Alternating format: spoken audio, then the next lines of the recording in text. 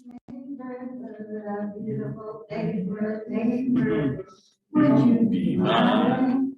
Would you be mine? How many of us have heard Fred Rogers sing this welcome to us for our children or grandchildren? How many of us have found comfort in this invitation to be a neighbor, to have a neighbor? And yet, as we have experienced the past several years in which the flames of division have been stoked from so many quarters, being a neighbor, someone who can accept another just as they are, without changing a thing, well, it isn't as easy as a song may make it seem, is it? Leah Morris sang, I see you, I hear you, I welcome you in, just as you are. Imagine for a moment what it feels like to have those words spoken to you. Welcome in, just as you are.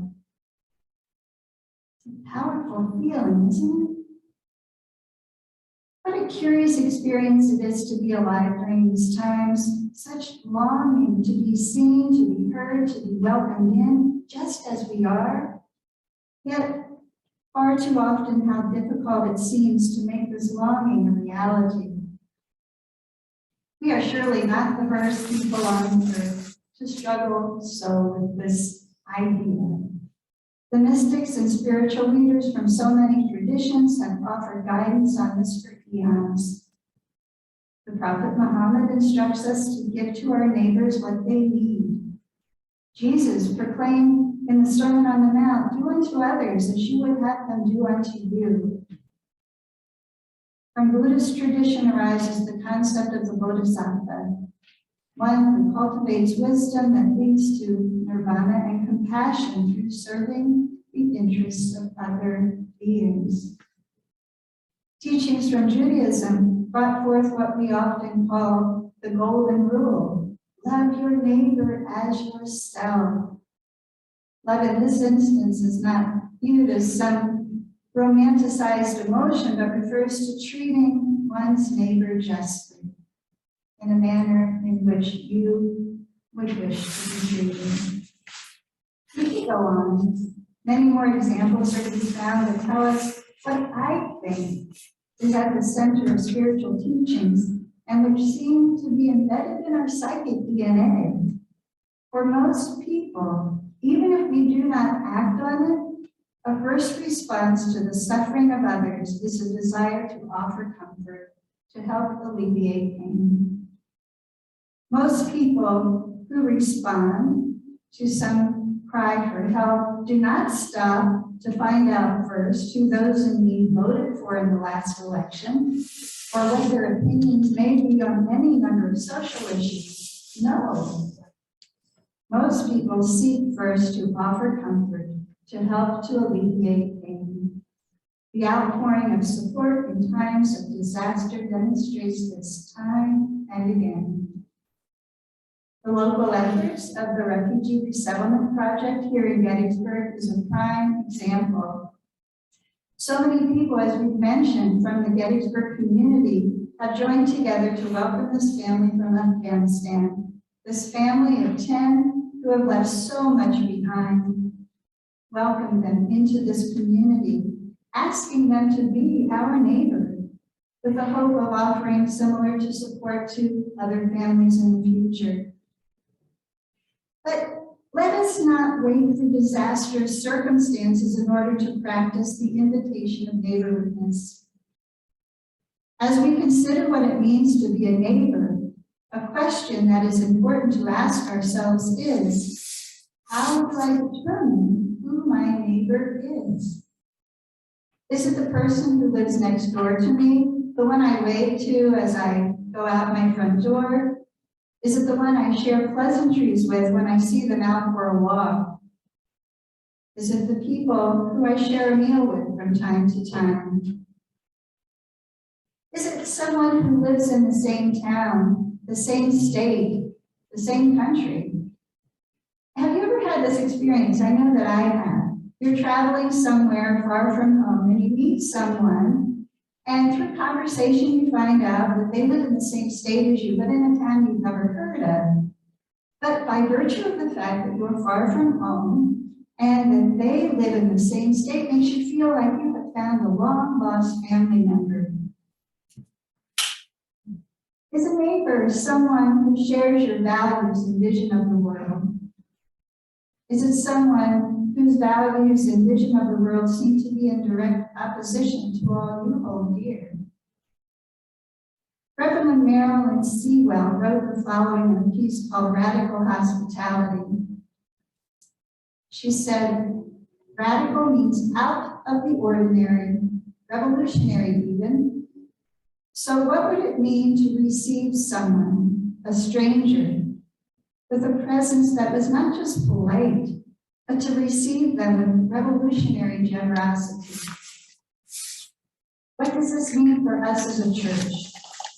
We are committed to being a welcoming congregation. We say we believe in the inherent worth and dignity of all, and yet we are human beings, and we have the same challenges that all human beings have. We feel more comfortable when we're with people that we know. We come to church, we gravitate to the people we know.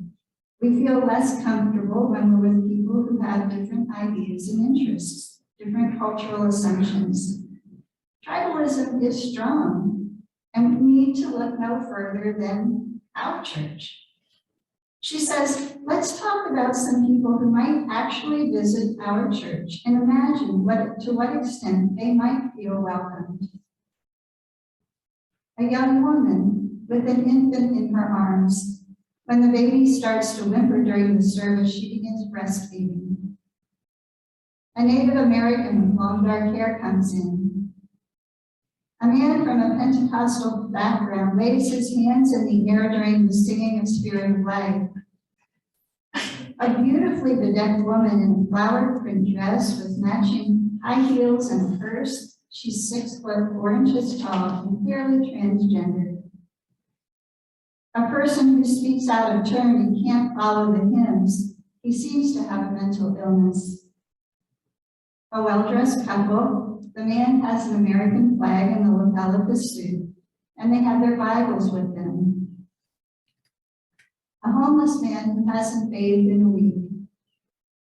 A serviceman back from active duty, in uniform, is visiting with his aunt and uncle. A 21-year-old who just graduated from college and moved here to find his first job. He knows no one in town. He is African American. Marilyn continues, I hope we would be called a friendly church, a hospitable church, and I think that we are. But do we practice radical hospitality? And if we did, what would that look like? I speak of radical hospitality today because there is a world out there that needs a home, that needs community. And I want us to stretch spiritually, to stretch ourselves open. I know that when we take the risk, yes, of course, we will blunder. We'll make mistakes. Believe me, I have blundered more than once. But when we take the risk, our lives will grow so much richer and deeper because we have extended ourselves. Our creativity will blossom, for we will not be stuck with our old assumptions, our narrow ways of perceiving reality. Our world will grow wider and softer and more trusting.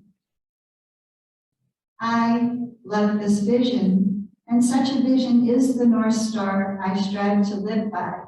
But I often question how much I am able or willing to open myself to those who are so seemingly entrenched in doing harm to others. And yet, I think that we are called by all the ancient wisdom that comes to us through the teachings that we mentioned earlier and many others, to keep stretching in ways so that we can figure out how to live the golden rule. how to do unto others as we would have them do unto us. I believe that this congregation is a hospitable church, and it is my hope that we strive to embrace the practice of radical hospitality, to practice what that might look like here. I hope that we too continue to stretch ourselves open. Let us open ourselves by listening to those who are different from us. Let us venture outside our own comfort to offer shelter, to ease suffering.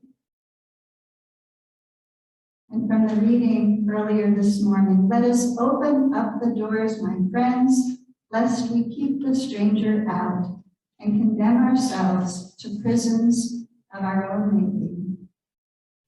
It is in the shelter of each other that the people live. And our closing music is Give Me Shelter by the Rolling Stones, as performed by Playing for Change.